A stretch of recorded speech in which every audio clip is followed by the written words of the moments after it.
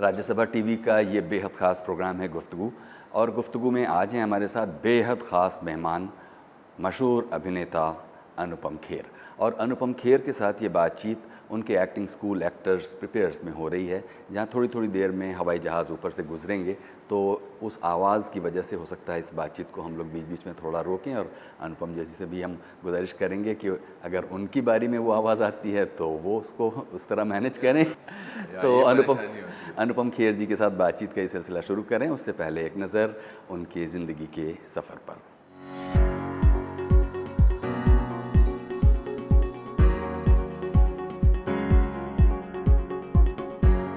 अनुपम खेर एक ऐसे अभिनेता जो आज किसी परिचय के मोहताज नहीं है।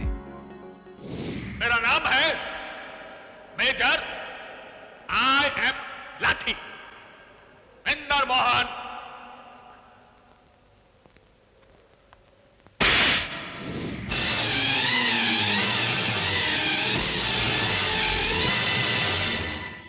डॉक्टर डैन को आज पहली बार किसी ने थप्पड़ मारा है। First time. इस थप्पड़ की गूंज सुनी तुमने? अब इस गूंज की गूंज तुम्हें सुनाई देगी, सुनाई देगी। हाँ, तुम काकी कैसी है?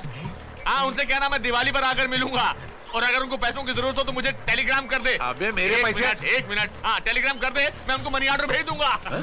काकी को मेरा प्यार देना। Okay, bye bye, tata, see you. Shimla में जन्मे अनुपम खेर की परवरिश एक ऐसे मध्यवर्गीय परिवार में हुई जिसका दूर दूर तक अभिनय से कोई लेना देना नहीं था। अनुपम खेर ने अपनी लगन और परिश्रम से अभिनय करने के अपने शौक का पीछा किया। अभिनय सीखने की यात्रा में वो स्कॉलरशिप के जरिए कई नामचीन ड्रामा इंस्टीट्यूट से होकर गुजरे, जहां वो अपने अभिनय को और भी धारदार बनाते गए। अनुपम खेर पंजाब यूनिवर्सिटी के डिपार्टमेंट ऑफ इंडियन थिएटर और दिल्ली के नेशनल स्कूल ऑफ ड्रामा से प्रशिक्षित हैं।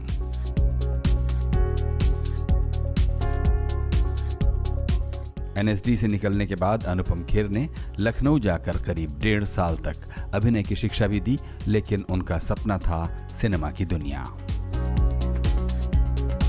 अनुपम खेर को 1981 में आखिरकार मुंबई आने का मौका तो मिला, लेकिन यहीं से शुरू हुई उनके संघर्ष की दास्तान।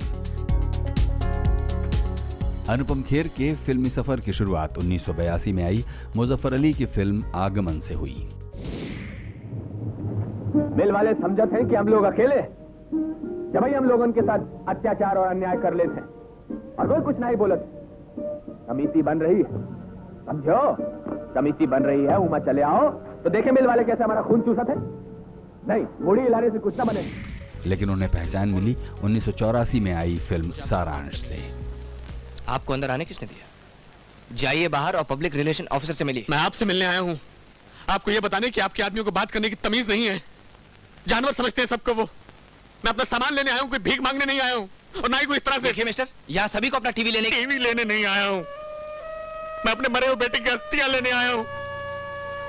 एक बाप का अपने बेटे की राख पर कोई अधिकार है या नहीं, या उसके लिए मुझे नीचे रिश्वत देनी पड़ेगी? महज 28 साल की उम्र में अनुपम खेर द्वारा निभाया ये किरदार उनके करियर में मील का पत्थर साबित हुआ, जिसके बाद फिर उन्होंने कभी पीछे मुड़कर नहीं देखा।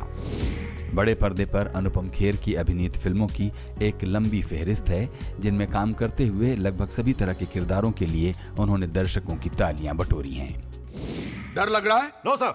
शादी हुई है? 2 साल पहले हुए है सर। बच्चा है? 3 महीने की बच्ची है सर। मर गए तो? परवाह नहीं सर। मुझे 10 मिनट के अंदर वो बॉम्ब चाहिए। अनुपम खेर ने हिंदी के अलावा दूसरी भाषाओं की फिल्मों में तो काम किया ही है, उन्होंने हॉलीवुड की फिल्मों में भी अपने हुनर की छाप छोड़ी है। Outside the office? No, is that illegal? Today I'm your brother in green, not your therapist. I'm so happy to see you. Wonderful that you're here. Hey, Jake, this is Cliff. This is my Dr. Cliff. Those English cricket players threw me out of their club like a dog. I never complained. On the contrary, I vowed that I will never play again. Who suffered? Me. But I don't want Jassi to suffer. फिल्मों के साथ साथ अनुपम खेर ने TV में भी खूब काम किया है। कई टेलीविजन चैनल्स पर अनुपम खेर खुद को एक अच्छा टेलीविजन होस्ट भी साबित कर चुके हैं। न्यूज टेलीविजन इतिहास की अब तक की सबसे बड़ी सीरीज भारतवर्ष में आपका स्वागत है। आज मैं आपको कुछ थोड़ा सा कुरेदता हूँ आपके जज्बात को। शो का नाम है Anupam Kher's people. You are my favourite person. The Anupam Kher show कुछ भी हो सकता है। अनुपम खेर की उपलब्धियों में ये भी शामिल है कि जिस एनएसडी में रहकर उन्होंने अभिनय की बारीकियां सीखी, आगे चलकर उन्हें उसी एनएसडी के अध्यक्ष बनने का मौका मिला। इसके अलावा अनुपम खेर 2003 में CBFC यानी फिल्म सेंसर बोर्ड के अध्यक्ष भी रह चुके हैं। इन दिनों अनुपम खेर देश के प्रतिष्ठित फिल्म संस्थान FTII के अध्यक्ष हैं, जिस संस्थान में उन्होंने कभी दाखिला लेने की दिलचस्पी दिखाई थी। 4 दशकों से भी ज्यादा अभिनय में सक्रिय अनुपम खेर एक्टिंग को एक मेहनतकश पेशा मानते हैं। अरे 5 रुपए बचाने के चक्कर में कर दिया ना 500 का नुकसान। तुम ही तो घड़ी के पीछे पड़ी हुई थी। अच्छा अब नीचे उतर जाओ, नहीं तो हॉस्पिटल में 5000 का नुकसान हो जाएगा। तुम हमेशा मेरे पैसों के पीछे क्यों पड़ी होती हो खड़ूस? फेल होना और पढ़ाई ना करना हमारे खानदान की परंपरा है। अच्छा। और मुझे खुशी है कि तूने इस परंपरा को जिंदा रखा, बल्कि तू तो हमसे 2 कदम आगे निकल गया। हम तो सब हिंदुस्तान में फेल हुए, तूने लंदन में फेल होकर दिखा दिया। अनुपम खेर का मानना है कि ज्ञान बांटने से बढ़ता है, इसलिए मुंबई में अपने एक्टर प्रिपेयर्स नाम के एक्टिंग स्टूडियो के जरिए वो अभिनय के क्षेत्र में आने वाली प्रतिभाओं का मार्गदर्शन करते हैं।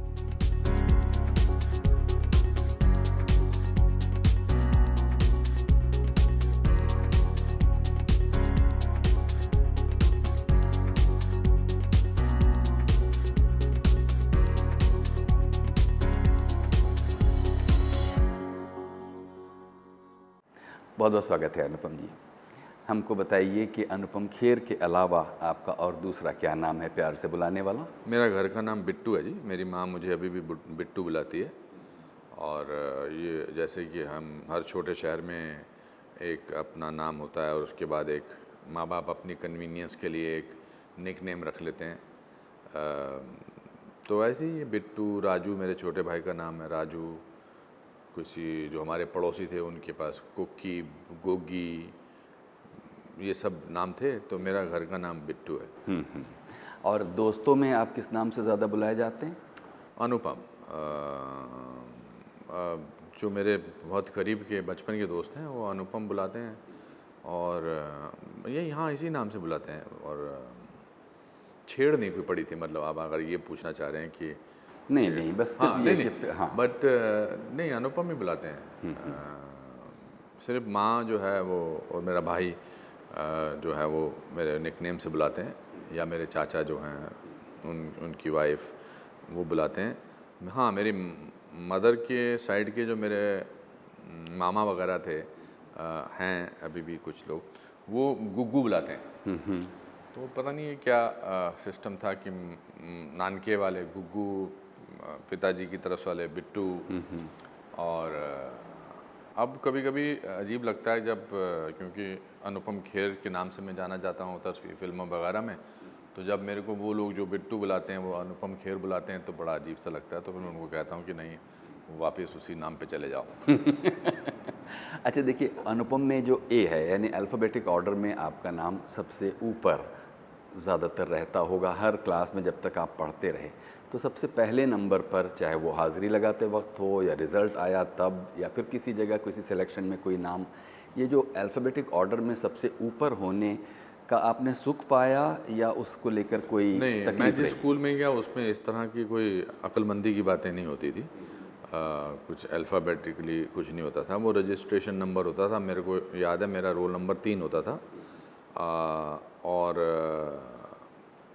मैंने कभी इस पर इनफैक्ट गौर नहीं किया, बट क्योंकि हिंदी मीडियम स्कूल था तो कोई इस तरह की एक प्रथा नहीं थी कि पहले ए वालों को बिठाएं या जेड वालों को बिठाएं या वाई वालों को बिठाएं,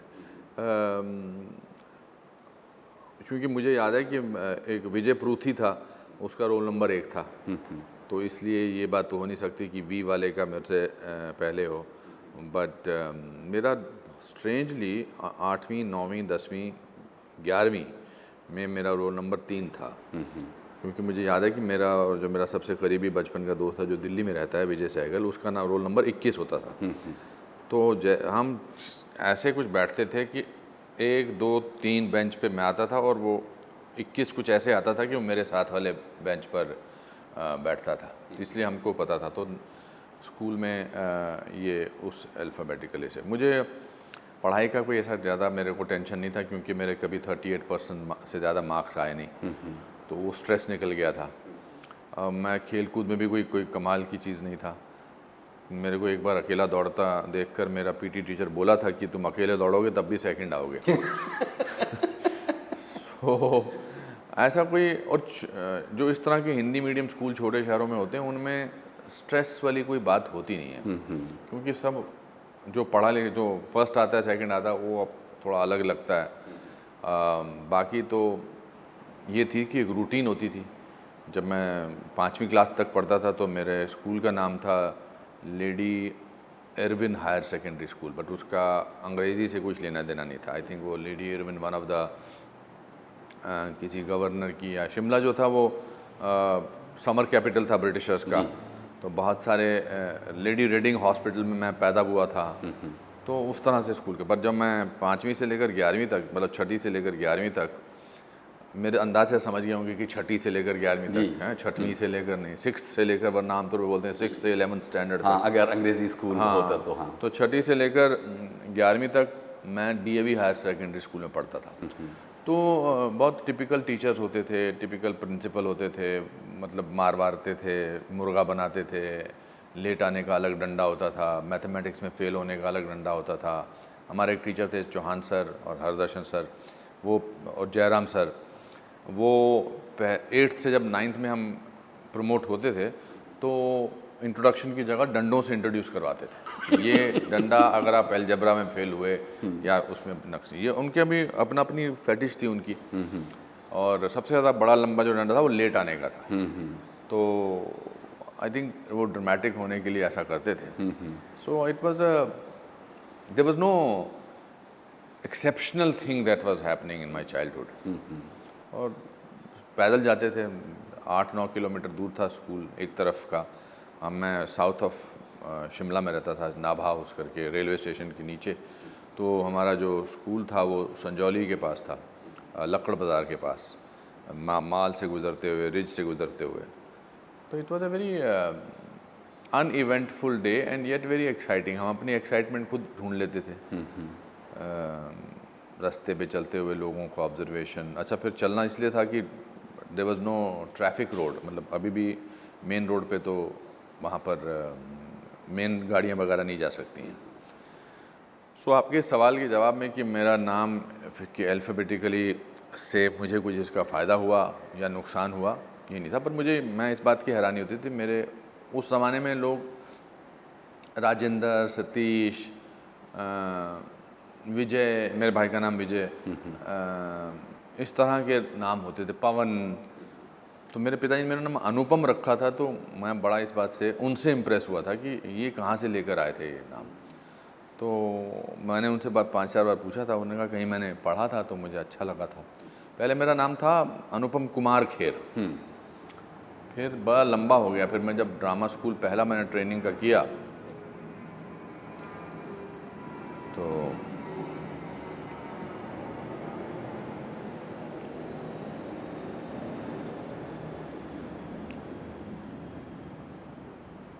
एक्टिंग के क्लास में बोलते हैं प्रेग्नेंट पॉज जी, तो ये हमारा प्रेग्नेंट पॉज होता है। तो ये तो अनुपम कुमार खेर NCC के मेरे जितने भी जो ID कार्ड है, अभी मेरे ऑफिस में पड़ा है, दूसरे ऑफिस में। फिर जब मैंने ड्रामा स्कूल ज्वाइन किया चंडीगढ़ का, तो फिर वहाँ पर अनुपम खेर कर दिया था, वरना अनुपम कुमार खेर था। But yes I use to feel very special because my name was Anupam, क्योंकि मैंने बहुत सालों तक कोई दूसरा अनुपम नहीं मिला। अब मिलते रहते हैं अनुपम, फिर अनुपमा भी नाम है। दो चीज़ें मुझे स्पेशल लगती थी जब भी मैं जम्मू या कश्मीर जाता था या दिल्ली जाता था अपने रिश्तेदारों के पास, तो एक तो मैं, या चंडीगढ़ जब पढ़ने गया था तो मैं बोलता था मैं शिमला से हूँ।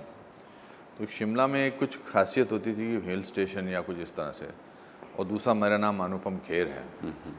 तो बाकी स्टूडेंट्स की तरह आई थिंक मैं जहाँ होता था वहाँ पर मैं अपना नाम खोद देता था। अच्छा, प्रकार होती है ना, प्रकार क्या कहते हैं उसको? प्रकार, हाँ। प्रकार ही बोलते हैं जी।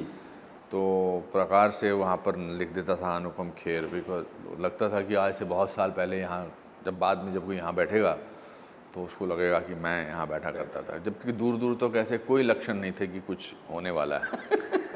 मैं 10th 11th में वो जो कीरियोज बुक ऑफ प्रेडिक्शंस आती हैं, या एक वो जो उसमें सन साइंस पर किताब है, तो आई एम ए पाइसियन, 7 मार्च को मेरा बर्थडे है, तो उसमें भी 11 और 12 famous Pisceans born on this date या ऑन इन दिस मंथ, तो मैं अपना नाम एंड में जोड़ देता था। तो क्योंकि छोटे शहर में सपने देखने का बहुत वक्त होता है, और 90% लोगों की लाइफ आपके जैसी होती है। बिल्कुल। तो ऐसा नहीं है कि आप रह रहे हो तो आपका पड़ोस वाला जो है वो बहुत ही अमीर है, तो जो सोशल डिस्पैरिटी और जो स्टेटस था वो आसानी से नज़र नहीं आता था। सब गवर्नमेंट सर्वेंट होते थे, टीचर्स होते थे, क्लार्क होते थे, जो बड़े अमीर लोग थे वो किसी दूसरे इलाके में रहते होंगे। But there was plenty of time to dream about life, to dream कि एक दिन मैं कुछ बनूंगा बिना किसी बात के। अरे पढ़ते में तो बकवास हो, खेल कूद में अच्छे नहीं हो तो क्या बनोगे, बट फिर भी अच्छा लगता था अपना नाम खोदना वहाँ पर और लिख देना कि ऐसा कोई बहुत साल बाद जब कोई बैठेगा तो फिर अरे ये अनुपम खेर यहाँ बैठते थे। कोई दूर दूर तक ऐसे आसार नहीं थे कि कुछ बैठने वाले को अच्छा लगेगा। But I think that whole idea of being in a small town, in a joint family, एक wanting to be different, wanting to be known as a different person, तो वो आई थिंक वो स्कूल परिवार वाले जितने भी थे बड़े, अब उनको एक मज़ाहिया नज़र से ही देखने का तरीका था। अगर उनको उनकी सिचुएशन पे देखें तो फिर तकलीफ़ हो सकती थी। तो मेरे जितने भी आसपास चाचे ताए, हम 14 लोग थे, एक छोटे से कमरे में रहते थे। किचन था, एक वरांडा था और एक कमरा था। नहाने को एक जगह थी, किचन एक था। तकरीबन एक ही टॉवल से सब लोग अपने शरीर को पोंछते थे। येलो और वाइट स्ट्राइप का टॉवल था एक, जब धुल के दूसरा आता था तो ग्रीन और वाइट स्ट्राइप का टॉवल था। तो उसमें ये भी जद्दोजहद रहती थी कि इससे पहले कि कोई और नहाए, दो रीज़न्स की वजह से। एक तो वो फर्श वगैरह गीला नहीं होता, दूसरा कि टॉवल फ्रेश मिलेगा। तो पहले नहाने की होड़ रहती। हाँ, और या फिर 12-1 बजे के करीब जब टॉवल सूख जाए तो फिर आप नहाएं तो आप फ्रेश, मतलब नए सूखे हुए टॉवल से अपने आप को। तो इस मोनोटोनस ज़िंदगी में एक ही चीज़ एक्साइटिंग थी, सपने देखना कि कुछ एक, मतलब रामलीला हो तो, मतलब हालांकि वानर का रोल मिलता था मगर हम सोचते थे एक दिन रामचंद्र जी का रोल मिलेगा। स्कूल में प्ले होता था तो पीछे खड़ा डंडा प्रहरी बना के खड़े थे तो एक दिन कुछ और बनेगा। तो पूरी ज़िंदगी आई थिंक बचपन की वो जो पूरे कुछ साल थे इसी बीच में गुजर जाते थे कि कुछ होगा, बस कुछ होगा। I think my father was too busy to take care of the family, mother was too busy कि सबका खाना बनाना है। हम घर से बाहर रहते थे सुबह 7:30-8 बजे से लेकर रात के 9:30 बजे तक, कोई पूछने वाला नहीं होता था। ये इस वजह से नहीं कि मतलब परेशानी, पता था कि कहीं किसी पड़ोस में किसी के घर बैठा होगा, कुछ खाना खा रहा होगा, कोई ऐसी टेंशन नहीं थी कि कहाँ चला गया, बच्चे कहाँ चले गए। तो इस माहौल में सबको एक point of view of comedy से ही नज़र आते थे सब लोग। मेरे एक चाचा जी थे जो 8वीं क्लास में 7 बार फेल हुए थे। तो 7वीं बार जब वो फेल हुए तो प्रिंसिपल ने उनको 9वीं कक्षा में प्रमोट कर दिया ऑन कंपैशनेट ग्राउंड्स। अच्छा। क्योंकि क्लास के बाकी बच्चे उनको अंकल बुलाने लगे थे, वो पढ़े पढ़े बुजुर्ग हो गए थे वहीं पर। तो वो कहते थे मैं बड़ा सीनियर हूँ, कि मैं 8वीं क्लास में सीनियर हूँ। वो इस बात से नहीं, वो इस बात को इसका पहलू नहीं लेते थे कि वो फेल हो गए पिछली 7 बार। वो कहते मैं सीनियर हूँ, अब मैं 8वीं क्लास के लड़कों को पढ़ा सकता हूँ। तो वो कॉमिकल था। एक हमारे ताया जी थे, उनकी प्लेग में या किसी में उनकी एक आँख ख़राब हो गई थी, तो वो काला चश्मा पहनते थे। तो जिस आँख से उनको दिखाई नहीं देता था, उस आँख पे उस चश्मे में जम गया था वो सारा जो भी होता था, तो वो उसको साफ़ ही नहीं करते थे। अच्छा। और वो जेम्स बॉन्ड की बेल्ट पहनते थे 007 की। तो वो हमारे लिए बड़े फ़नी थे।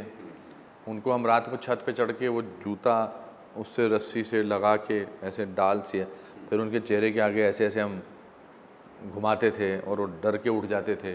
पड़ोस में बनारसी दास जी थे, उनके घर उन्होंने अपना पहला हमारे मोहल्ले में किसी ने अपना घर बनाया था, तो उन्होंने बनाया था। तो मोहल्ले के बाकी लोग बहुत जलते थे उनसे, तो हमको बोला जाता था कि इनके घर की घंटी मार के भागाओ। तो आई थिंक बचपन वैसे बीता जैसे बचपन बीतना चाहिए। और तब उस दौर में जैसा कि आपने कहा कि कुछ होता नहीं है, ख्वाब देखने के लिए बहुत कुछ होता है जी। आपने क्या ख्वाब देखा था, या कहिए कि आपने क्या सोचा था कि अपनी ज़िंदगी में आप ये करेंगे एक दिन? ऐसा कुछ नहीं सोचा था, ना ही I just wanted to be singled out and I had no path, no way to find out how to be singled out। तो शायद नकल करता था मैं, शायद मतलब यकीनन मैं अपने घर वालों की नकल करता था, प्रिंसिपल साहब की नकल करता था, पिताजी की नकल करता था। तो मेरे को एक ख़ास शख्सियत मिल गई कि उस बच्चे को बुलाओ जो नकल करता है। तो नकल करना जो है मेरी स्पेशलिटी बन गई कि मेरे पिताजी सुबह सुबह वो एक डबल रोटी वाले की शक्ल देख के, उनकी एक बार 50 रुपये की लॉटरी लगी थी और उनकी प्रमोशन भी हुई थी, लोअर डिवीजन क्लर्क से अपर डिवीजन क्लर्क। अच्छा। तो उनको लगा ये मैंने जो सुबह सुबह शुभ जिसकी है। शक्ल देखी थी, हाँ, ये उसकी शक्ल देखने से मेरी प्रमोशन हुई है और मेरी लॉटरी लगी है। तो उनका ये होता था कि सुबह सुबह उस डबल रोटी वाले को पकड़ कर लाओ सबसे पहले, और ये उसकी शक्ल देखेंगे तब तक और किसी को नहीं देखेंगे। तो मैं और मेरा भाई ढूंढ के लाते थे, फिर वो ऐसे ऐसे करके चलते जाते थे कि कोई और ना दिखाई दे। हाँ, बिल्कुल 14 लोग थे, कोई ना कोई तो दिखेगा ही। और एक आदमी का काम था उसका। तो वो एक स्पेशलिटी बन गई। फिर नाटकों में भाग लेना शुरू किया। कोई ऐसा ऐसे उसमें तीर नहीं उखाड़े कि नाटक को देख के लगे कि ये आदमी आगे जाके कुछ बहुत बड़ा। In fact one of the school को खोलने का रीज़न ये है कि मुझे एक्चुअली मैं इस फील्ड में एजुकेशन में बिलीव करता हूँ। अब तो खैर काफ़ी लोगों को बिलीव होने लगा। अब तो आपको स्कूल किसी भी एक्टिंग स्कूल की कोई ना कोई डिप्लोमा या सर्टिफिकेट चाहिए होता है। बट मेरे फादर बड़े एनकरेजिंग थे। वो मेरा 5वीं क्लास का पहला प्ले हो या मेरी आखिरी फिल्म उन्होंने देखी हो उनके इंतकाल से पहले, उनका एक्सप्रेशन सेम था कि मेरा बेटा कमाल का है। कितना ही बुरा करूं मैं, कितना ही अच्छा करूं, मगर वो मानते थे कि तो वो। और ये तब भी था जब छुटपन में भी यही हाँ था? जी, छुटपन में पहला प्ले ही देखने आए थे वो। मैंने एक प्ले किया था पृथ्वीराज चौहान। मैं बहुत पतला था, बहुत ही पतला था। इनफैक्ट मैं आमतौर पे मजाक में बोलता था कि जिस दिन बहुत हवा चलती थी शिमला में, मेरी माँ मेरा बस्ता भारी कर देती थी कि उड़ ना जाए, हवा चल के गिर ना जाए, उड़ ना जाए। और हमारी क्लास में हमारी क्लास टीचर थी मिसेज बजाज, तो उन्होंने हमें प्ले करने के लिए दिया था पृथ्वीराज चौहान। और चूँकि मैं उनमें मिसेज बजाज हमारे घर के पास ही रहती थी, तो मैं उनका बैग वैग लेके स्कूल तक जाया करता था। जो चमचे किस्म के बच्चे होते हैं ना, जो मैडम का बैग लेके चलते हैं, हाँ जी यस मैडम, ऐसा कुछ था। और पतला था, थोड़ा गोरा था, तो उनको लगा कि राजा जो हैं वो गोरे होते हैं, तो इसको मेन रोल दे देती हूँ। और एक दूध वाले का बेटा था नंदकिशोर, नंदू, वो मुझसे 5 गुना मोटा था, दूध वाले का बेटा था, उसको मिल गया था जयचंद का रोल। अच्छा। मैं इसलिए बताना चाहता हूँ, लोग कहते हैं ना बॉर्न एक्टर होते हैं, ये सब मेरे हिसाब से बकवास है। कोई बॉर्न एक्टर नहीं, एक्टर बनते हैं। तो प्ले का कुछ कहानी ऐसी थी कि 10-15 मिनट का प्ले होगा, मेरे को 7-8 मिनट हमको दोनों को डायलॉग बोलने थे। पृथ्वीराज चौहान की कहानी थी कि भाई पृथ्वीराज चौहान को जयचंद की बहन संयुक्ता से प्यार हो जाता है, और संयुक्ता भी कोई लड़की बनी हुई थी, और उसको मुझे तलवार में गिराना था और फिर मैं संयुक्ता को लेके भाग जाता हूँ, कुछ इस तरह का था। और मैंने इसकी घर पे बहुत सारी रिहर्सल की थी, और बार बार पिताजी मेरी रिहर्सल देख के कहते थे वाह हैं, और थोड़ा परेशान भी होते थे भी तलवार ज़्यादा ज़ोर से ना उठा लेना, गिर ना जाना या कुछ भी, बट घर वालों को पता था कि प्ले में अंत में जीत मेरी होने वाली है। तो जब नाटक शुरू हुआ तो पर्दा उठा तो देखा कि खेर ख़ानदान जो है वो एक तरफ बैठा हुआ है, सारे 14 और बाकी उनके फैमिलीज़, बाकी लोग पतले सरकारी कर्मचारी, हमारे मल्होत्रा साहब, शर्मा जी, सब हमारे जितने भी हमारी टीम थी वो इस तरफ बैठी थी, और जो दूध वालों का नंद किशोर की पूरी फैमिली, दूसरी तरफ। कट्टे धोती वाले, बड़े बड़े मूँछों वाले, वो दूसरी तरफ बैठे थे। मतलब ऑलरेडी राइवलरी नाटक में शुरू हो चुकी थी। पर मेरे पिताजी और मैं तो रिलैक्स था, हमको पता था कि ये अंत में तो मेरे को ही जीतना है। तो नाटक शुरू हो गया और फिर मुझे तलवार वलवार घुमाई। मेरा डायलॉग था कि चला जाना बकवास कर तू, ये बोल के मैं उसको ऐसे पुश करता हूँ, और टीचर जी ने कहा था कि हल्के से बोल देना नंदू गिर जा, ताकि नंदू थोड़ा सा मस्त मौला था, वो ज़्यादा ध्यान नहीं देता था, तो उसको बोलना पड़ता था हल्के से मुंह से। तो नंदू गिर गया पहली बार, 3 बार बोलना था। फिर दूसरी बार बोला मैंने चला जाना बकवास कर नंदू फिर गिर गया। जब मैंने तीसरी बार बोला, और यहाँ मेरे पिताजी की आंखों में चमक थी कि बेटा क्या कमाल कर रहा है, उनकी आंखों में मतलब इस समय ऐसे श्रद्धा के आंसू थे कि क्या बात है यार, क्या बात है, क्या पूत पैदा किया मैंने। तीसरी बार जब मैंने बोला कि चला जाना बकवास कर, सडनली ऑडियंस में से नंद किशोर का बाप खड़ा हो गया और जोर से बोला कि नंदू अब के गिरा तो घर ना आइयो। उसके बाद इतिहास पलटा, नंदू पलटा, और नंद किशोर ने मुझे ज़मीन से उठाना शुरू कर दिया, क्योंकि उसके घर जाने का टेंशन था ना, और उसने उठा के मुझे स्टेज से फेंक दिया। और अपने बाप को प्ले में पूरा कोहराम मच गया, मतलब प्ले कहीं का कहीं चला गया। पिताजी ने बोल दिया वापस घर मत आइयो, ये इसने रोना शुरू कर दिया, फिर उसने मुझे उठा दिया। तो उस दिन ना मुझे बेस्ट एक्टर का प्राइज़ मिला, ना मुझे बेस्ट सपोर्टिंग एक्टर का मिला, ना ही कॉन्सोलेशन प्राइज़ मिला। और 14 लोगों के घर में सब मल्होत्रा साहब शोक प्रकट करने आए कि जी बड़ी ट्राई की थी। तो जब कोई बेटा या बच्ची नाकामयाब होती है तो बाकी घर वाले नज़र नहीं मिलाते उससे कि अभी छोड़ना, बेचारा ऑलरेडी शर्मिंदा है। तो मुझसे कोई नज़र नहीं मिला रहा था, पर इतनी छोटी सी जगह थी कि नज़र तो मिलनी थी ना, टकराने था। तो फिर रात को 7:30-8 बजे मेरे पिताजी, हमारे घर के बाहर एक पहाड़ था, उस पर कुछ पीले रंग के जंगली फूल लगते थे, वो लेकर आए और उन्होंने उसका एक गुलदस्ता बनाया हुआ था और मुझे ला के मुझे दिया। उन्होंने कहा कि बेटे ये हारने के लिए नहीं, ये ट्राई करने के लिए। तो मैंने कहा ये तो फेलियर के फूल मिलते हैं। So I think that gave me the courage to deal with failure. फिर धीरे धीरे नाटक वगैरह शुरू किए, और फिर मुझे लगने लगा कि ऐसी पॉसिबिलिटी है, पर ऐसी कोई ये नहीं थी कि अब मैं एक्टर बनने बॉम्बे जाऊंगा, कुछ नहीं था ऐसा। कुछ ये था कि BA के बाद MA करूंगा, या अगर परमिशन मिल गई और ड्रामेटिक कोटा में से कुछ मिल जाएगा तो किसी नौकरी कर लूँगा। But I saw an ad in a newspaper of Indian theatre department Chandigarh का, तो मैं वहाँ पर चला गया था अपने दोस्त को लेकर, माँ के मंदिर से 100 रुपये चुरा के। वहाँ मैं गया, फिर मैंने एडमिशन दिया और फिर वहाँ पर मेरा सिलेक्शन हो गया स्कॉलरशिप के साथ। बट आई कहाँ पर?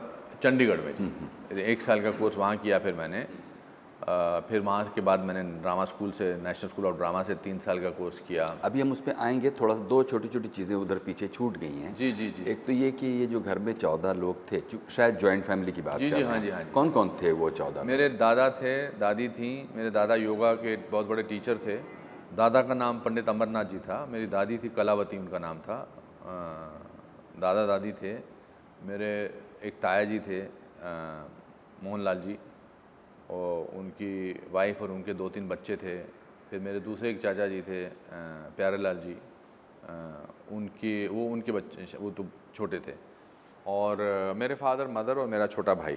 आप लोग 2 भाई हैं? हम 2 भाई हैं बस, मेरा छोटा भाई है। और आपके फादर क्या करते रहे? फॉरेस्ट डिपार्टमेंट में क्लर्क थे। और कुछ ऐसा हालात बने थे कि that he was the only person who was earning his bread and thing like, बाकी लोग काम नहीं कर रहे थे। मेरे दादाजी की कहानी ये थी कि उनको किसी ने 30,000 रुपये की रिश्वत देने की कोशिश की थी, वो कॉन्ट्रैक्टर हेलीपैड के लिए। तो उन्होंने नौकरी छोड़ दी थी। वहीं फॉरेस्ट डिपार्टमेंट में? नहीं, हाँ। वो सिविल इंजीनियर थे। तो एक सड़क का काम बन रहा था, सड़क बन रही थी हेलीपैड के लिए शिमला में। तो किसी ने उस ज़माने में 1954-55 में 30,000 रुपीज़ की रिश्वत देने की कोशिश की थी उनको। ये हमने कहानियाँ सुनी है। तो उन्होंने वो नौकरी छोड़ दी थी। तो उनके सुपीरियर ने उनसे पूछा था कि भाई तुम रिश्वत मत लो, नौकरी क्यों छोड़ रहे हो? तो उनका जवाब बड़ा अच्छा था। उन्होंने कहा था कि आज मुझे पैसों की ज़रूरत नहीं है तो इसलिए मैं रिश्वत नहीं ले रहा, लेकिन कल को हो सकता है कि मुझे पैसों की ज़रूरत पड़े, तो इस ऐसी नौकरी में रहना ही नहीं मैं चाहता जहाँ एक दिन रिश्वत लेने का मोह हो जाए। तो ये सब लोग थे। और मेरे दादाजी। आपकी माँ कहाँ की हैं? कश्मीर के, हम सब लोग कश्मीर के हैं। ये कश्मीर से 53 में शादी करके मेरे माता पिता शिमला शिफ्ट हुए थे जी। हम उसके बाद हर साल 2 महीने की छुट्टियों में कश्मीर में श्रीनगर जाते थे। काफ़ी सालों तक गए, 25-30 सालों तक। हर गर्मियों की छुट्टी में हम वहीं जाते थे। तो फिर आपने क्या ये सब करते हुए चंडीगढ़ जाने से ठीक पहले तक पढ़ाई क्या कर ली? बीए कर लिए थे मैंने ग्रेजुएशन किया था पॉलिटिकल साइंस और इकोनॉमिक्स में। और फिर मेरा इकोनॉमिक्स अपना एम इन इकोनॉमिक्स में पंजाब अपना हिमाचल यूनिवर्सिटी से सिलेक्शन भी हो गया था, वो थिएटर के कोटा से। मगर जब मैंने वो ऐड पढ़ा तो फिर मैंने ये सोचा कि अगर मैं चंडीगढ़ तक का आने जाने का किराया मांगूंगा वो ऑडिशन देने के लिए, तो बड़ा बवाल हो जाएगा कि कहाँ से लाएं पैसे तेरे पास, और मैं बताऊंगा तो फिर मुश्किल हो जाएगी। तो फिर मैंने अपने दोस्त के साथ, वही विजय सहगल के साथ, सोचा कि चुरा लेते हैं। मंदिर में मेरी माँ बेचारी 1-1.5 साल से उन्होंने 108 रुपये रखे थे, तो मैंने 100 रुपये उठाए और 8 रुपये वापस रख दिए। और हम वहाँ से फिर बस से चंडीगढ़ चले गए थे। और बिकॉज 4 घंटे की जर्नी थी, इंटरव्यू देकर ऑडिशन देकर फिर शाम को वापस आ गए थे। तो वो सुबह बोल के गए थे पिकनिक पे जा रहे हैं, कोई ध्यान देने वाला तो था नहीं। पर जब शाम को आए तो ऑलमोस्ट पुलिस आई हुई थी घर पे कि भाई 100 रुपया चोरी कर लिया किसी ने। तो मेरी माँ ने बोला कि तूने चने, मैंने कहा मैं क्या करूँगा, मैं तो पिकनिक पे गया था। तो बहुत बवाल मचा था, मतलब माँ बेतहाशा रो रही थी और परेशान थी। तो मेरे पिताजी मुझे घूर के देख रहे थे, विजय सहगल को भी देख रहे थे, क्योंकि वो भी कभी कोई मंदिर की तरफ जाया करता था मत्था टेकने। मतलब वो रडार उधर इशारा कर रहा, शक की निगाह जा रही थी। मगर हमने इन अ सेंस की ज़बरदस्त एक्टिंग की थी। और अभी भी ऑडिशन दे के आया था तो जो कॉन्फिडेंस लेवल था थोड़ा हाई था। तो 1 हफ्ते बाद पिताजी आए और बोले कि तू उस दिन कहाँ गया था, सच बता। तो ये सुन के माँ भी आ गई और साथ में खड़ी हो गई, और पूरा बाकी परिवार वाले भी इकट्ठे हो गए कि ऐसे ही परिवारों में ऐसे रोज़ कोई एक्सीडेंट इवेंट हो जाए तो सब लोग आ जाते थे कि चलो थोड़ा एंटरटेनमेंट होगा। तो मेरे पिताजी का दृढ़ निश्चय था और उनकी आंखों में एक चमक थी कि कोशिश झूठ मत बोलना, क्योंकि मेरे को पता है। तो मेरे को एक सिक्स सेंस थी कि आज झूठ नहीं बोल सकता। झूठ बोलते थे, उससे पहले झूठ बोलते थे, बोल के ये तो गए थे कि पिकनिक में जा रहे हैं। तो पिताजी ने कहाँ गया था, सच बता, सच बता। मुझे सबसे मार पड़ी है स्कूल में, सारे टीचर्स से। मेरी माँ बहुत मारती थी, चाचा जी, माँ जी सब। मेरे फादर ने कभी मुझे हाथ नहीं लगाया था, पर जिस अंदाज से उन्होंने उस दिन पूछा तू कहाँ गया था, तो मुझे लग रहा था कि इनका रिकॉर्ड टूटने वाला है, आज पढ़ने वाली है। तो मैंने कहा जी मैं चंडीगढ़ गया था। तो मेरी माँ बोली क्या करने गया था। शी वॉज हॉरिफाइड कि 4 घंटे दूर चंडीगढ़ क्या करने गया था। तो मैंने कहा मैं एक्टर बनने का इंटरव्यू देने गया था। तो there was a pin drop silence कि ये बिट्टू तो बड़ा अच्छा लड़का था, ये क्या बोल रहा है। तो मेरी माँ बोली पैसे कहाँ से लाया था। उनकी भी आंखों में वही चमक थी जो मेरे पिताजी की आंखों में चमक थी सवाल पूछते वक्त कि कहाँ गया था। तो मैंने कहा मैंने तुम्हारे मंदिर से चुराए थे। तो माँ ने एक झापड़ मारा था जोर से, बहुत ज़ोर से, मतलब मैं गिर गया था, बिकॉज शी वॉज हॉरिफाइड। उनको सडनली वो 100 रुपये का दुख दोबारा से उसी लेवल पर, उसी इंटेंसिटी से महसूस हुआ। और बेटा चोरी करके गया था। तो मेरे पिताजी ने कहा क्या करने तू। तो फिर मैंने रोते बोला जी मैंने, अब मैं सॉरी जी, मैं एक्टर नहीं बनूंगा, मुझे माफ़ कर दीजिए, मैं फॉरेस्ट डिपार्टमेंट में क्लर्क बनूंगा, मेरे से गलती होगी, मुझे माफ़ कर दीजिए। पिताजी मेरी तरफ बढ़े, मेरी तरफ, और जिस अंदाज से वो बढ़े मुझे लगा आज लात पड़ रही है वाली है, ये कुछ ज़्यादा बड़ा करने वाले हैं। लेकिन आपका अंदाज़ा गलत निकला। मेरा अंदाज़ा गलत लगा। उन्होंने मुझे बोला चुप कर, तेरा सिलेक्शन हो गया है। उन्होंने मुझे लेटर दिखाया, तो मेरी माँ ने बोला मेरा 100 रुपया। उसने कहा तू भी चुप कर, इसको 200 रुपये का स्टाइपेंड मिलने वाला, उसमें से 100 रुपया तुमको दे देगा। तो that's how on 27th of July 1974 I left Shimla for Chandigarh Department of Indian Theatre। और फिर वो 1 साल का मैंने वहाँ पर डिप्लोमा किया, 200 रुपये मिलता था वहाँ पर। और फिर 3 साल का मैंने डिपार्टमेंट ऑफ इंडियन चंडीगढ़ में डिपार्टमेंट ऑफ चंडीगढ़ में करके फिर 3 साल का डिप्लोमा मैंने एक्टिंग का किया नेशनल स्कूल ऑफ ड्रामा से। ये बताइए कि ड्रामेटिक्स के अलावा शिमला में सिनेमा को लेकर भी थोड़ा थोड़ा कुछ फैसिनेशन बना था? हाँ जी, मैं हर हफ्ते 4 फिल्में देखता था। अच्छा। बिकॉज और कुछ करने को होता नहीं था। हमारे यहाँ 4 सिनेमा हॉल थे, शाही, रिवोली, रिट्स एंड रीगल। और उससे जुड़ी बहुत इंटरेस्टिंग कहानियाँ हैं। शाही में 4 आने की टिकट मिलती थी 50 पैसे की, आगे बेंच पे बैठने की, मतलब कुछ सीटें नहीं होती थी। रीगल में हमारा एक कोई ताज या किसी का कोई दोस्त था गेट कीपर, वो हमको जाने देता था। तो अगर सीट कोई खाली होता तो बैठ जाते थे, और अगर कोई आता था तो उठ के खड़े होकर देखनी होती थी। और जो नीचे रिवोली था, स्केटिंग रिंग के पास था, वहाँ पर कभी कभी पैसे देते थे। और रिट्स में भी तो हम 3-4 फिल्में पुरानी दारा सिंह जी की बहुत फिल्में देखते थे। टार्जन 303, अलादीन, मनोज कुमार साहब की फिल्में। हमारे घर के पास भी बहुत फिल्में होती थी। मेरे फादर जो थे वो फॉरेस्ट डिपार्टमेंट के कुछ पब्लिसिटी डिपार्टमेंट के थे। उनको सड़कों पे बहुत फिल्में दिखाते थे, जैसे यहाँ पर दिखाते हैं ना ये अवेयरनेस फीचर फिल्में दिखाते थे। तो मैंने एक के बाद एक देवानंद साहब की कोई 12-15 बार देखी है, क्योंकि सेम फिल्म बार बार दिखाते थे। फिर उपकार जो है वो मैंने बहुत बार देखी। बूट पॉलिश बहुत बार देखी। दिल एक मंदिर, राजेंद्र कुमार साहब और मीना कुमारी जी, राजकुमार, वो फिल्म मैंने बहुत बार देखी। तो cinema was the place where we could go into another world. और ऑल्सो सिनेमा की वजह से काफ़ी सारे कहानियाँ भी बनती थी।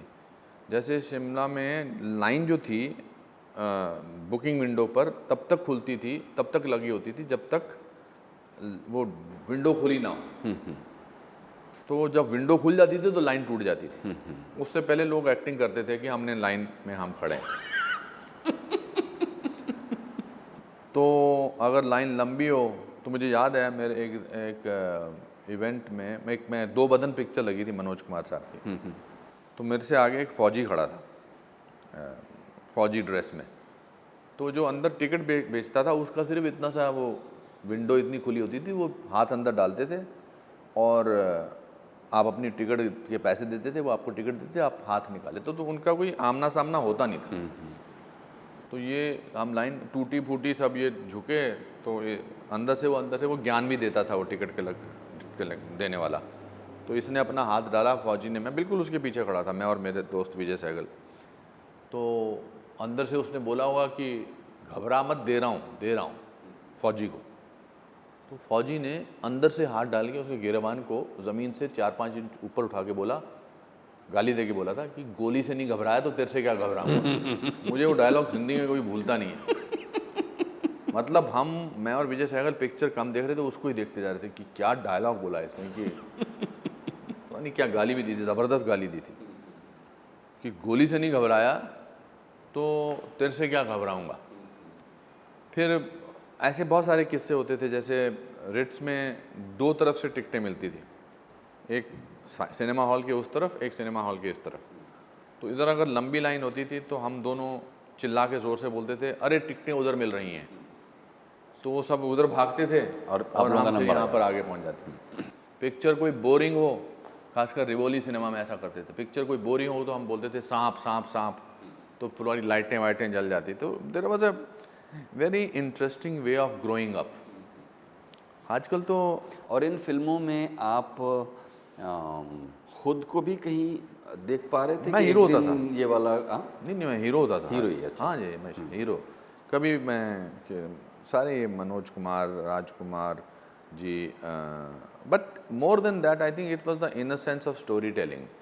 उन दिनों फिल्में भी जो थी वो या तो दारा सिंह जी की बनती थी या फिर वो सुनील दत्त साहब की मेहरबान, यू नो, फैमिली ड्रामा, प्राण साहब उसमें चाचा ताए वगैरह होते थे जो विलन होते थे।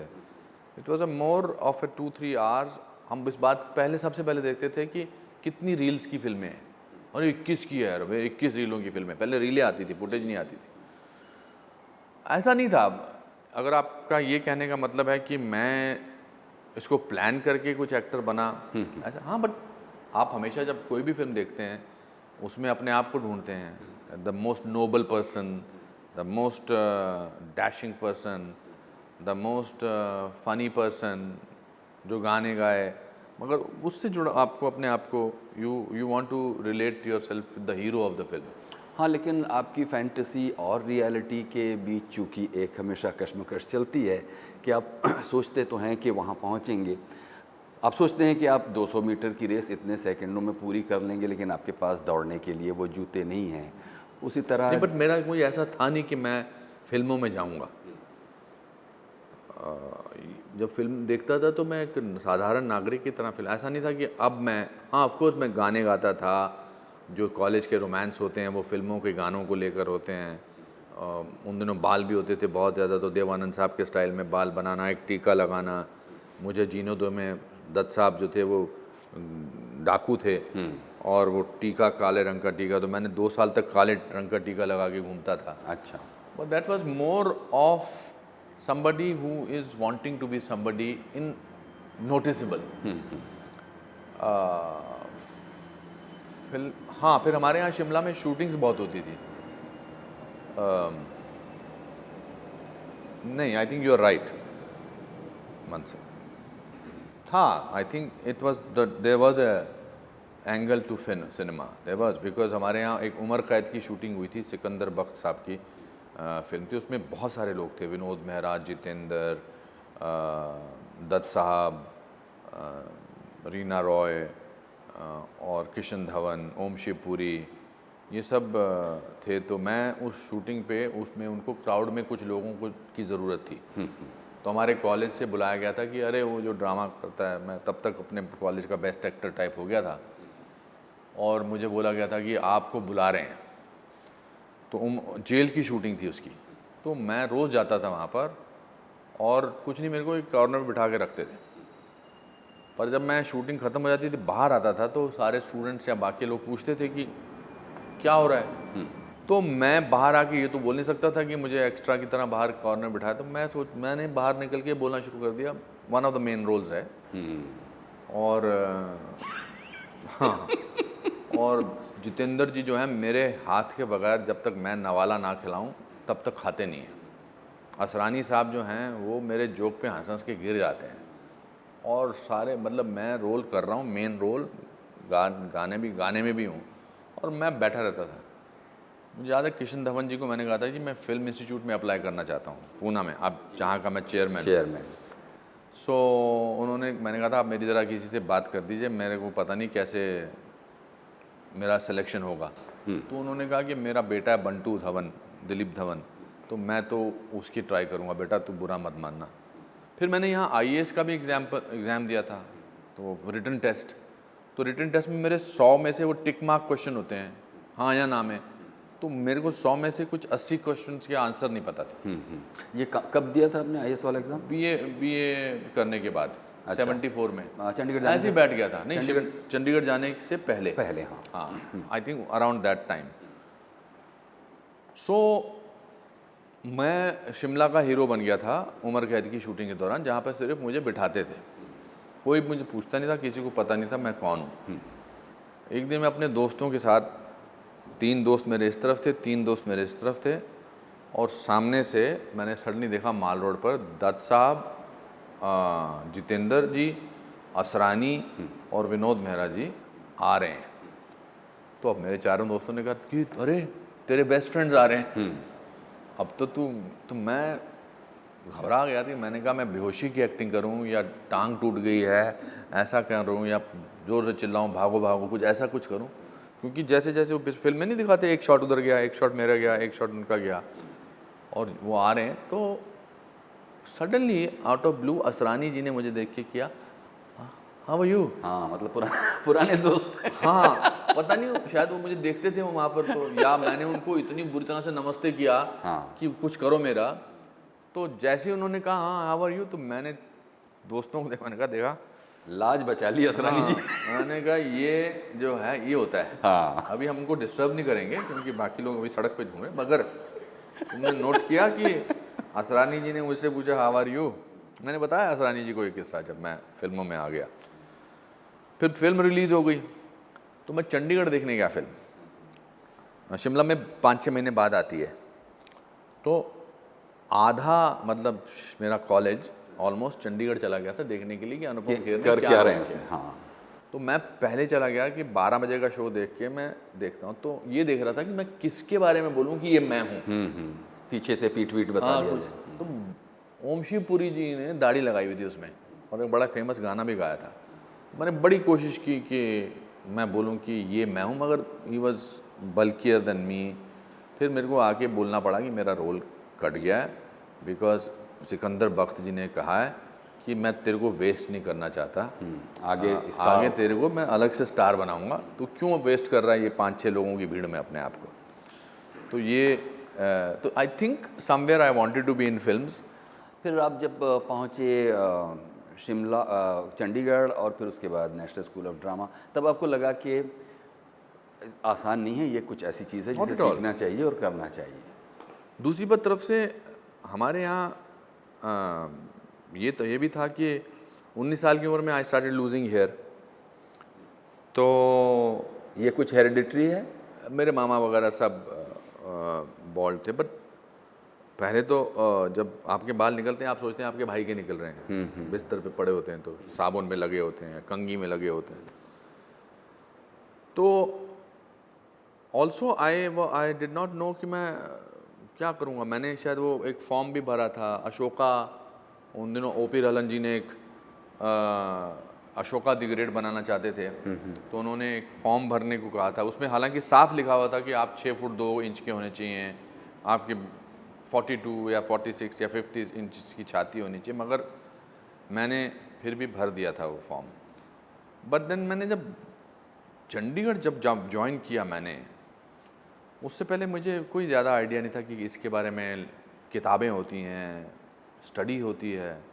But I was mesmerised by the magic of books on acting, on theatre, on arts, on cinema. तो वो मैंने पूरा साल, और उससे पहले मेरे बीए में 38% मार्क्स आए थे, वो पूरा साल मैंने उस लाइब्रेरी में गुजारा।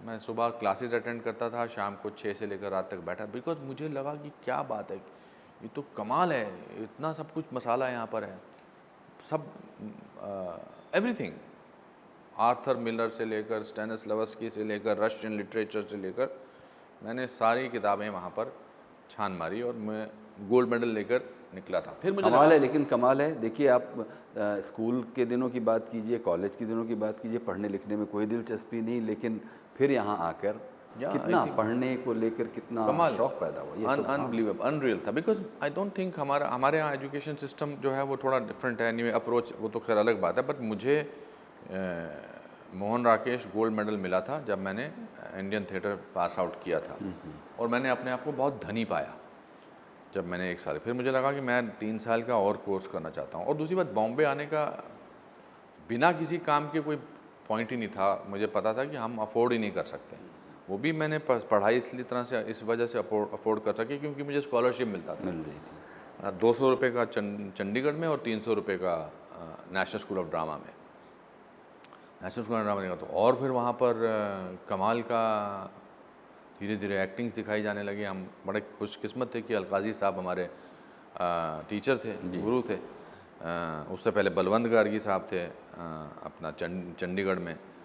सो the training gave me an amazing amount of confidence and also made me a very rich man in terms of understanding. तो once you are confident about the training, फिर चांस की बात है। But it was not easy. फिर मैं लखनऊ गया था 3 साल का कोर्स करने के बाद लखनऊ में ड्रामा डिपार्टमेंट है, भारतीय हिंदू ड्रामा सेंटर, वहाँ पढ़ाने गया मैं, बिकॉज मैं रेपर्टरी में आपने नहीं काम किया? नहीं, मैं रेपर्टरी की कहानी में समझ गया था कि अगर मैं रेपर्टरी चला जाऊँगा तो मैं ज़िंदगी यहीं गुजार दूँगा। मनोहर सिंह जी बड़े ज़बरदस्त एक्टर थे। तो ज़िंदगी गुजार दूंगा तो मैं क्या परेशानी थी, गुजार देते? नहीं, मेरे सपने बड़े थे। मेरे दादा कहा करते थे कि ख्वाबों में कंगाली मत रखना, and my aim was to by now to be an actor on cinema. हालांकि मैं ड्रामा स्कूल का स्टूडेंट था, मगर मैं चाहता था कि मैं फिल्मों में ही आऊँ। तो रेपर्टरी कंपनी में मुझे लगा कि हालांकि बहुत कमाल के एक्टर्स थे, सुरेखा सीकरी, उत्तरा बावकर, मनोहर सिंह जी, मगर there was I had a fear of stagnation over there, because एक बार उस चक्कर में चले गए जहाँ पर आपको 1 महीने का पक्का कुछ पैसा मिलेगा, स्टाइपेंड मिलेगा। तो मैं 3 महीने के लिए पढ़ाने गया था भारतीय हिंदू ड्रामा सेंटर, राज बेसारिया साहब के कहने से। राज बेसारिया वहाँ के हेड ऑफ द डिपार्टमेंट थे। वो 3 महीने में मुझे वहाँ से 1200 रुपये मिलते थे पर मंथ। मेरे लिए बहुत बड़ी बात थी। फर्स्ट टाइम मैंने अपना घर किराए पर लिया था, एक साइकिल ली थी। तो 3 महीने जो हैं बढ़ते बढ़ते पौने 2 साल हो गए लखनऊ में।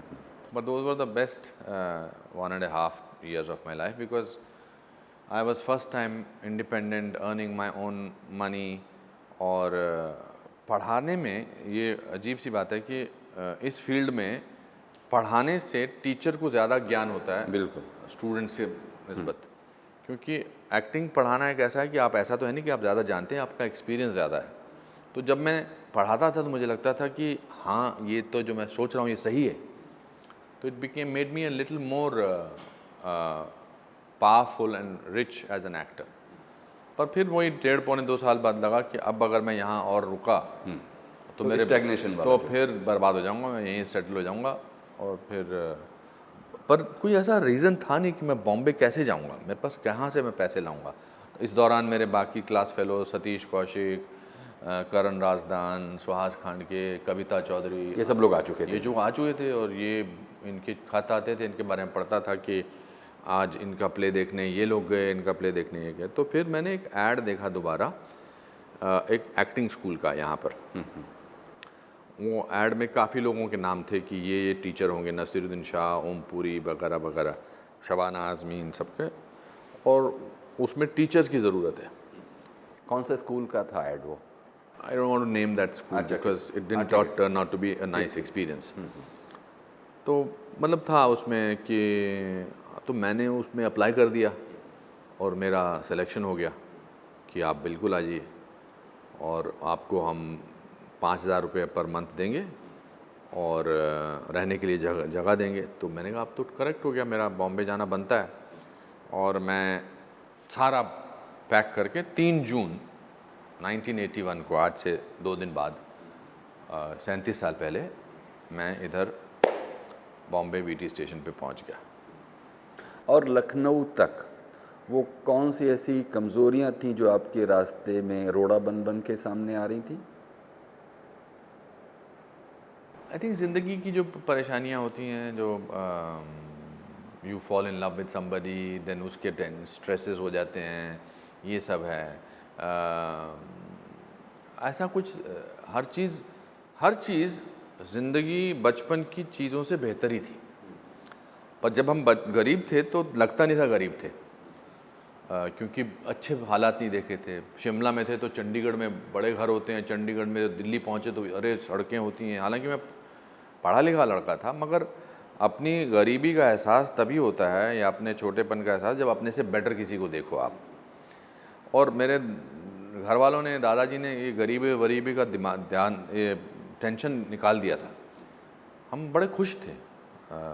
मैंने, अगर मुझसे कोई कहे कि आप दोबारा इस तरह का बचपन गुजारना चाहोगे तो मैं कहूँगा मुझे ऐसा ही बचपन चाहिए, because it was the happiest childhood anybody can ask for. और एक दिन बहुत छोटे थे हम, तो दादाजी से मैंने पूछा था कि हम इतने गरीब हैं तो हम खुश क्यों हैं। तो उन्होंने एक बड़ा कमाल का आंसर दिया था कि जब आदमी बहुत गरीब होता है तो सबसे सस्ती चीज़ खुशी होती है। तो but anything was a progress. 22 साल की उम्र में पहली बार एयरक्राफ्ट में बैठा था, तो मैं दिल्ली से लखनऊ बाय एयर गया था। कोई मैक्स मुलर भवन का कोई फंक्शन था, तो आपको फ्लाइट में ऐसे, तो ऐसा कुछ नहीं था। Every first time I bought A blue Atlas cycle, I was very thrilled. मैं किसी भी रेस्टोरेंट में जाके खाना खाता था, उससे पहले तो उधार ही नहीं चुकते थे। मंडी हाउस में अभी भी मुझे लगता है वो पान वाले के कुछ पैसे मुझे देने बाकी हैं। कैंटीन में, नथु स्वीट्स में, बंगाली मार्केट में, सब जगह उधार चलता था मेरा, दोस्तों से पैसे वैसे लेके, क्योंकि 200-250 रुपये में कुछ होता नहीं था। बट लखनऊ मैंने छोड़ दिया, क्योंकि और बहुत अच्छे दिन थे वहाँ पर, क्योंकि मुझे लगा कि अब मैं यहाँ पर थोड़ा सा रहूँगा तो मैं फिर यहीं रह जाऊँगा। नहीं, मेरा जो ये सवाल था जिसमें मैंने आपके राहों के रोड़ों के बारे में पूछा, उसका एक जवाब तो आपने दिया कि वो तो ठीक है जब तक आपके पास अभाव होते हैं तो वो एक, लेकिन दूसरी मैं चीज़ बहुत ऑप्टिमिस्टिक, दूसरी चीज़ ये है कि जिस करियर को आप परसू कर रहे हैं उस करियर में एक्सेल करने के लिए जो बुनियादी एलिजिबिलिटी चाहिए, कुछ ऐसी चीज़ें थी जो आपको, जैसे उसका एहसास मुझे लखनऊ में नहीं हुआ। लखनऊ में तो मैं किंग था। In fact one of the reasons of living Lucknow was कि वो छोटा शहर था एज कंपेयर टू मेट्रोपॉलिटन। मुझे लगता था इस शहर को तो मैंने फ़तह कर लिया, मैं यहाँ का बेस्ट एक्टर हूँ, मैं बेस्ट प्ले करता हूँ, मैं बेस्ट टीचर हूँ और बेस्ट ड्रामे वगैरह मैं करता हूँ। अब यहाँ मेरे पास करने, और सब लोग खेर साहब, अनुपम से खेर से मैं खेर साहब बन गया था, खेर साहब, मिस्टर खेर। तो वो मुझे लगा अब तो ये तो अगर मैं यहाँ और टिका तो खेर साहब तो मैं पूरी ज़िंदगी रहूँगा। मगर तो ऐसा मुझे कोई एहसास नहीं हुआ कि रोड़े हैं। रोड़े शुरू हुए जब मैं बॉम्बे पहुँचा। सडनली मुझे याद है जब मैं 3 जून 1981 को वीटी स्टेशन पे उतरा तो पहले तो लोगों का हजूम, उससे पहले मैं बॉम्बे आया था मगर ना किसी दोस्त के यहाँ रह रहा था, कुछ रेफरेंस पॉइंट नहीं था। अब मैं परमानेंटली आ रहा था और जो मुझे लेने आने वाले थे वो आए नहीं थे। वो स्कूल वो नहीं था जो ऐड में था, वो कुछ और ही था। मतलब उसकी कोई बिल्डिंग नहीं थी। अच्छा। कभी उसकी क्लास बीच पे होती थी, कभी सड़क पे, कभी सीढ़ी पे, और कोई घर नहीं था। वो जो हुजूम लोगों का गुजरता, उसमें जो मुझे लगा कि मेरा तो कुछ भी नहीं होगा। और जिसकी फ़ोटो देखो उसके बड़े बड़े बाल। And I had come landed here when I was, this is a very dignified bald look. अब तो फैशनेबल है, अब तो लोग जानबूझ के अपने बाल निकालते हैं। और फिर यहाँ आना और अपने आप को एक्टर कहना। और फिर एजुकेशन वाज ए प्रॉब्लम। कहाँ से जी? National school of drama. हाँ जी, national school of drama, NFDC से नहीं जी, नेशनल स्कूल। अच्छा, सॉन्ग एंड ड्रामा डिवीज़न से। कोई जानते ही नहीं थे, education was a problem. So तब मुझे एहसास हुआ कि ये तो बड़ा मुश्किल होने वाला है। मगर मैं ढीठ हूँ और मैं बहुत ऑप्टिमिस्टिक हूँ। और उस दिन, पहला दिन मुझे याद है, यहाँ पर सतीश कौशिक द्वारा निर्देशित एक प्ले था, उस पार का नज़ारा, a view from the bridge. उसमें सतीश एक्टिंग कर रहे थे, डायरेक्ट कर रहे थे। तो मैं पृथ्वी थिएटर गया था सीधा। सतीश ने कहा था वहाँ आ जाना सीधा। तो वहाँ पर सतीश और शबाना आज़मी जी एक दूसरे से ऐसे बातें कर रहे थे जैसे बचपन के बिछड़े हुए दोस्त। और मैं गोल्ड मेडलिस्ट और टीचर और मिस्टर खेर से सडनली मैं एक ऐसा इंसान जो उसके पास कुछ भी नहीं है, जो अपना सामान जो है अपने एक दोस्त के घर छोड़ के आया है। और एक डॉली ठाकुर जो थी वो मुझको उससे पहले मुझे मिल चुकी थी। उन्होंने मुझे बोले, अरे तुम आगे, very good, I have been waiting for you, you should have shifted to Bombay much before that. बहुत अच्छे तरीके से मुझे मिली थी। और उन्होंने मुझे एक बड़ी शख्सियत से मिलवाया था। और उस शख्सियत को मेरे लिए मिलना बहुत बड़ी बात थी उस समय, क्योंकि थे वो महानुभाव। तो उन्होंने कहा कि अरे meet so and so, and उनसे बोली कि अरे ये बहुत कमाल का एक्टर है, मैंने इसके दिल्ली में प्ले देखे हैं, ये ज़बरदस्त है। तो उस बंदे ने मेरी तरफ बिल्कुल नहीं देखा और बोले कि Dolly, I am getting late, okay, और वो निकल गए। तो तब तक मैं इज़्ज़त अपनी करना सीख गया था, बिकॉज़ जब आप टीचर होते हैं तो आपको अपनी इज़्ज़त भी करनी आ जाती है, बिकॉज़ आप 1.5-2 साल टीचर रह चुके हैं, तो आपको अपने आप को सीरियसली लेना शुरू कर देते हैं आप। मगर उस जनाब ने बहुत ही हिगारत से मेरी तरफ इशारा किया,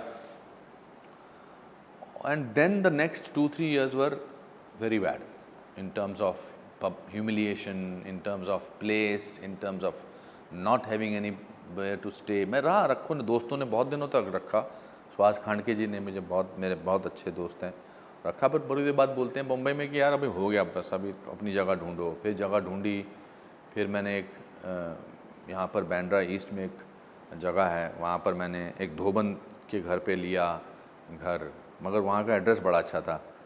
पहला घर जो मैंने वहाँ यहाँ पर लिया, मतलब किराए पे लिया। मेरे साथ 4 स्टूडेंट्स, उसी स्कूल के 4 स्टूडेंट्स मेरे साथ रहते थे, तो मैं टीचर था उनका, और वो 4 स्ट्रगलिंग एक्टर्स मेरे साथ रहते थे। तो कमरे में हम रहते थे, और वो किचन में उसकी लेडी रहती थी अपने 3 बच्चों के साथ, और पर्दा ऐसे होता था। पर एड्रेस मेरा बड़ा कमाल का था। उसके बेटे ने मैंने कहा मुझे एड्रेस दो। तो एड्रेस था मेरा अनुपम खेर, 2/15 खेरवाड़ी, खेर नगर, खेर रोड, बैंड्रा ईस्ट। क्या बात है। और घर के बाहर ही एक अनुपम टेलरिंग शॉप भी थी। अरे वाह, मतलब पूरा एम्पायर हो गया। हाँ, मतलब खाने को घर, मतलब रहने को घर नहीं, पूरा जहाँ हमारा। But I am a great believer of optimism and positivity. वो या फिर there was nothing else to think about, वापस जाना कोई चारा था नहीं। बट इसके बावजूद अब मैं रोमांटिसाइज़ कर सकता हूँ कि इस बात को, रे मैंने बड़े बुरे दिन देखे हैं, मगर जब आप उन दिनों से गुज़रते हैं तो दे वर हॉरिबल। प्लेटफॉर्म पे सोना, बीच पे सोना, अखबार लगा के,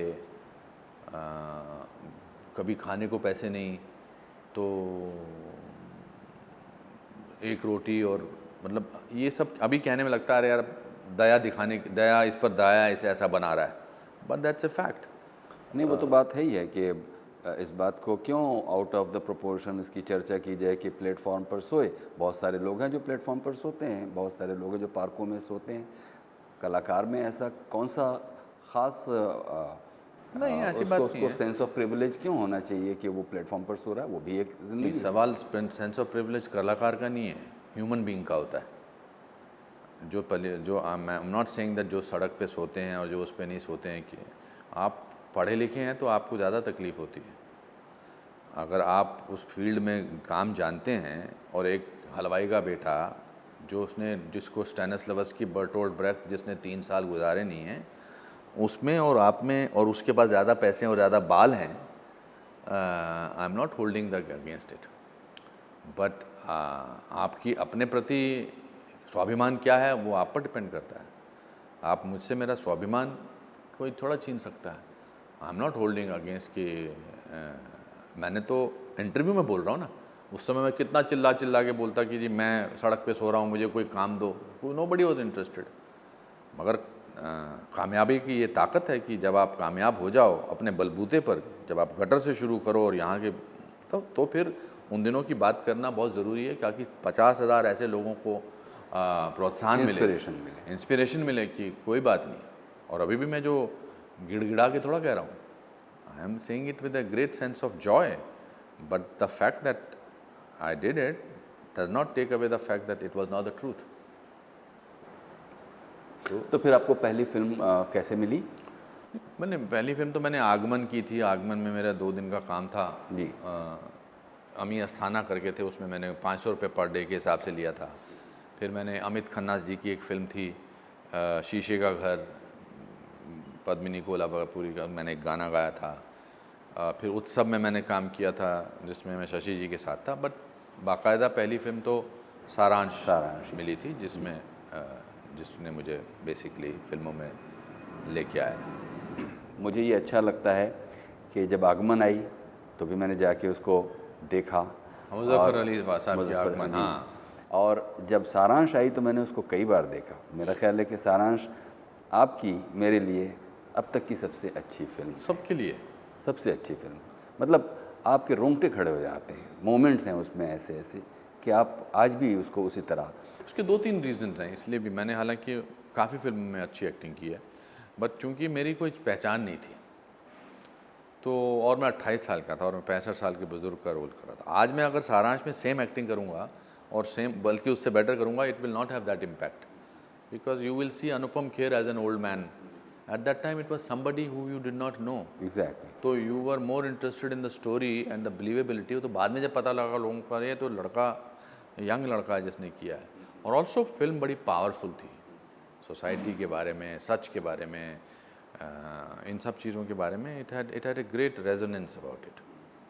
अब जबकि आप एक बहुत बड़े संस्थान में चेयरमैन हैं, फिल्म एंड टेलीविज़न इंस्टीट्यूट में, आप देखते होंगे कि देश भर से प्रतिभाएं वहाँ आती हैं, और ख़ुद चूँकि आपने ज़िंदगी के बहुत सर्द गर्म मौसम देखे हैं, तो ये जो विविधता भरा देश है और उससे आने वाली प्रतिभाएं हैं, उनके बारे में क्या आपकी राय बनती है कि वो जिन सपनों को लेकर आते हैं और जिन तैयारियों के साथ आते हैं, उसमें क्या आप उन्हें कैसे ओरिएंट करते हैं जिससे कि वो अपने वक्त को और ज़्यादा प्रोडक्टिव बना सकें? मैं उससे पहले नेशनल स्कूल ऑफ ड्रामा का भी चेयरमैन बना था जी. मेरे लिए ज़िंदगी की सबसे बड़ी उपलब्धि है नेशनल स्कूल ऑफ ड्रामा का चेयरमैन बनना, क्योंकि जिस स्कूल में आप पढ़े, जिसमें आप पढ़े वहीं के आप चेयरमैन. इनफैक्ट हम पुराने अपने स्कूल में भी जाते हैं, कुछ थोड़ा सा भी कामयाबी के साथ तो बहुत बड़ी उपलब्धि का एहसास होता है. बट इससे पहले मैं 14 साल से अपना दूसरा एक्टिंग स्कूल चला रहा हूँ, एक्टर प्रिपेयर्स. सबसे बड़ा रीज़न इसका ये था कि जब मैं फिल्मों में आ गया तो मैं न्यू कमर्स को देखता था, उनके हाथ काम करता था, तो क्योंकि उनका कोई बैकग्राउंड पढ़ाई का नहीं था, कोई ट्रेंड एक्टर का नहीं था, तो वो जिस चीज़ में उनको एंजॉय करना होता था उसमें बहुत नर्वस नज़र आते थे. और मेरा इस पूरा यकीन था इस बारे में कि अगर आप प्रोफेशनली ट्रेंड हों तो और आप ईमानदारी से और बहुत ज़्यादा हार्डवर्क करें तो आपको काम मिलता ही मिलता है. बट अगर आप ट्रेंड ही नहीं हो तो आप मिल भी जाए काम तो आप डरे रहते हो.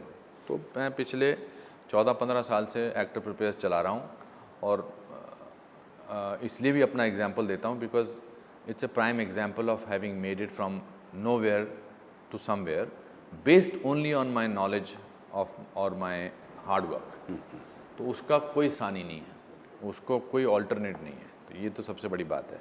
बहुत सारे लोग बोलते हैं जी किस्मत होनी चाहिए, होनी चाहिए. ऑफकोर्स होनी चाहिए, किस्मत तो हर चीज़ में होनी चाहिए. उसमें तो फिर आप बैठे रहो और आप वेट करो कि खाना आ जाए, मिल जाएगा. You will have to work hard for it. तो सिमिलरली जो मेरी जॉब है as a FTII chairman, I think I am not directly in dealing with the students, but whenever I go there, whenever I meet the students, मेरा उनसे यही कहना होता है कि आप सिर्फ अपने काम से जाने जाते हो और किसी चीज़ से नहीं जाने जाते हो. आपका काम आपको कहीं हर जगह पर किसी ना किसी दिशा में ले जाएगा. यही तरीका, और ये हर प्रोफेशन में है.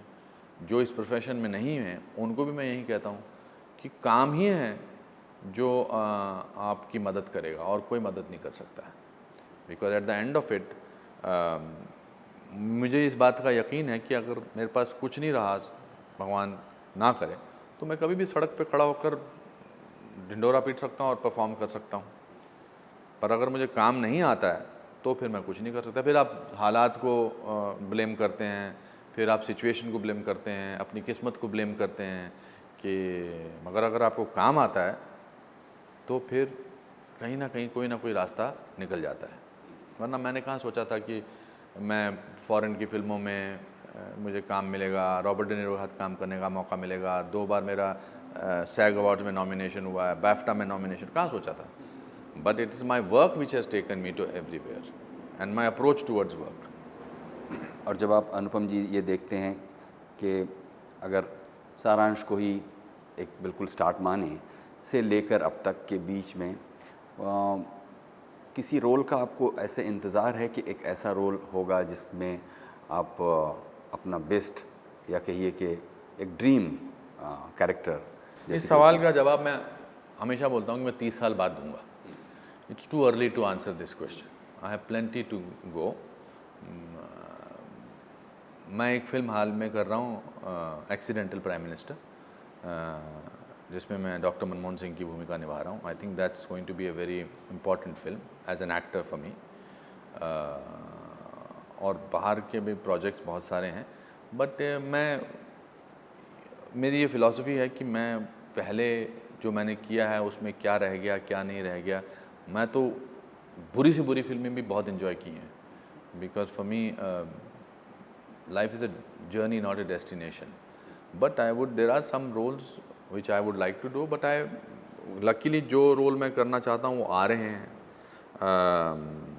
हिस्टोरिकल रोल जब बनेंगी, अभी तो I am glad that biopic बन रहे हैं, तो you will be able to somebody will be able to come up with something. बाकी तो there is no end to wanting to do things, but it's too early to do. अभी तो interval हुआ है. जो हम लोगों के यहाँ जिसे मेन स्ट्रीम सिनेमा कहते हैं, जिसका बहुत बड़ा हिस्सा तो बिज़नेस से भी जुड़ा हुआ है, क्योंकि फ़िल्म बनाना कोई आसान चीज़ नहीं है, उसमें बहुत सा पैसा लगता है, तो उसका एक बिज़नेस एंगल भी होता है.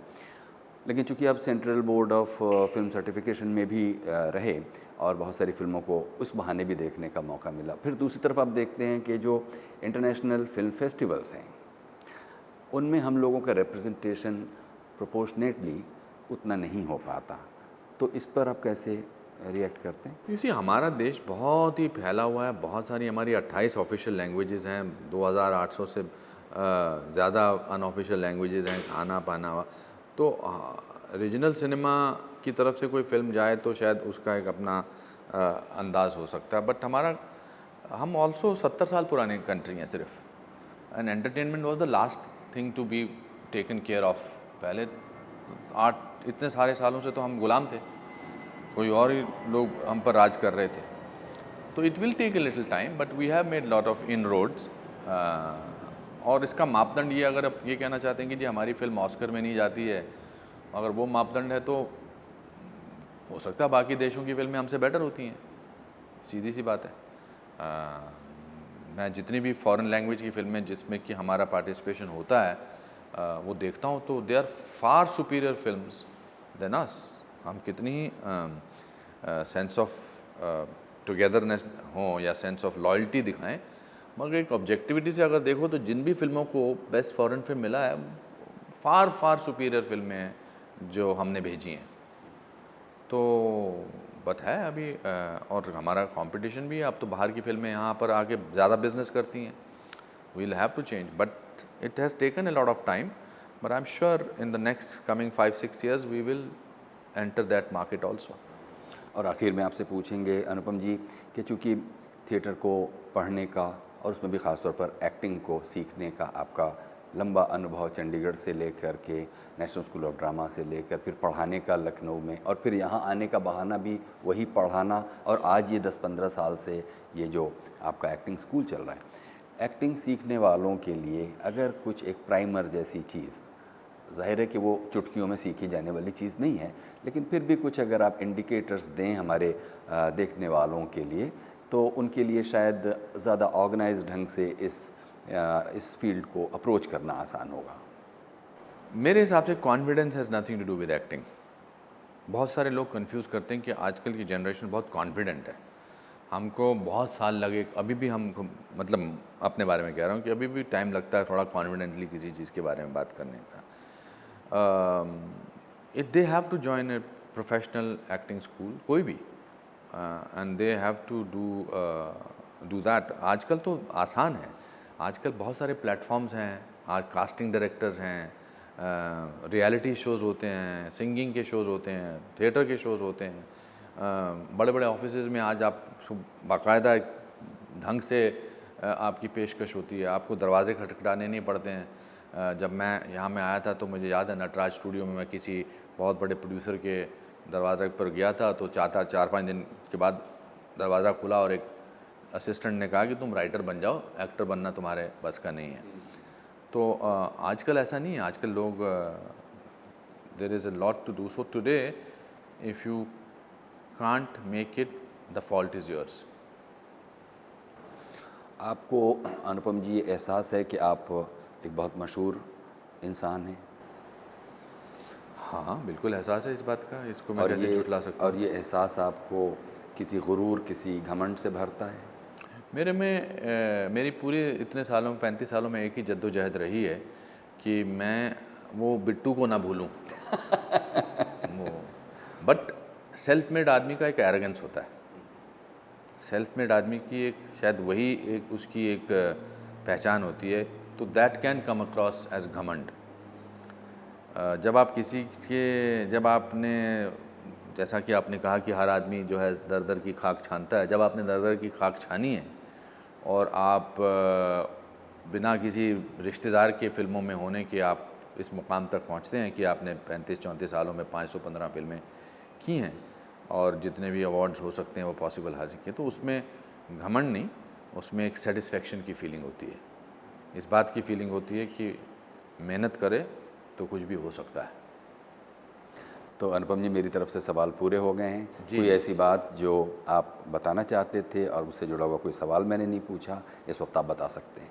दोबारा 10 साल बाद एक ऐसा ही इंटरव्यू करेंगे और नए सवालों के साथ। अभी तो जितना मैंने बोला था, बट आप बहुत दिनों बाद अच्छा लगा कि एक इतनी साफ, मैंने आपके इंटरव्यूज़ देखे भी हैं, बट इतनी आसानी से, एक तो होता है साफ भाषा में बात करना, एक होता है कि इतनी सफाई से, साफ गोई से और इतने आसान तरीके से, तो आप बहुत अच्छा बोलते हैं। आप ही लोगों से सीखा है।